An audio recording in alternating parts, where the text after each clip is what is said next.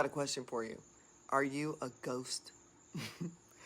All right, I'm gonna date myself here, but believe it or not, we all remember, if you're older, like me, 55 plus, that there was a time when you could actually show up unannounced to a company and just apply for a job. Remember those days?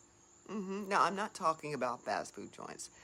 I'm talking about those Fortune 500 companies, corporations, even TV stations. Back in the day, we didn't have Glassdoor. There was no ZipRecruiter, no Indeed, of course, no LinkedIn, which can be a little hurtful when you're going through the process of looking for a job, especially when you see how many hundreds of people have applied for this one position. I've been there. It's hurtful. You're like, do I really stand a chance? But this new way of hiring people, I believe, is emotionally abusive, especially if you never hear from that person. It is impersonal. It's hard.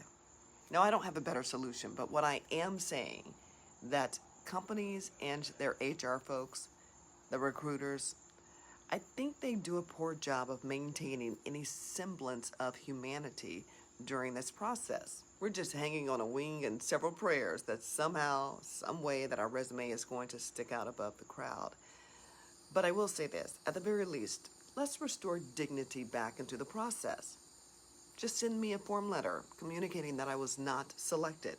But to ghost people is down low and dirty. I said it, it is. And it's painful. It happened to me in the summer of 2022. Now, I was not just up for a job with one of the national networks, but I thought I was for sure going to get it. I've never told this story until now. There was a planned 30-minute interview. It lasted for an extra hour.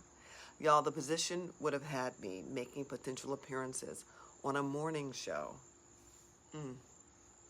I was told that he was going to reach back out to me in about 2 weeks, the end of August, because they want to move quickly. And so did I. I was like, what? 2 weeks went by. Crickets. So I sent an email. No response. I sent another email. A week later, still nothing. So here I am on this healing journey from workplace abuse from my former employer, and I felt like I was psychologically being abused again by a company and one of its employees.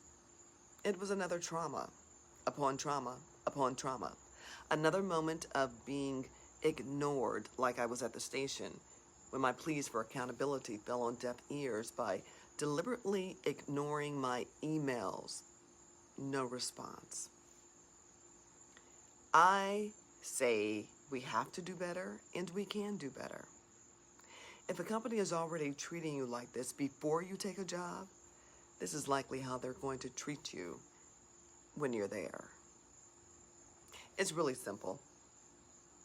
Respect, respect, respect.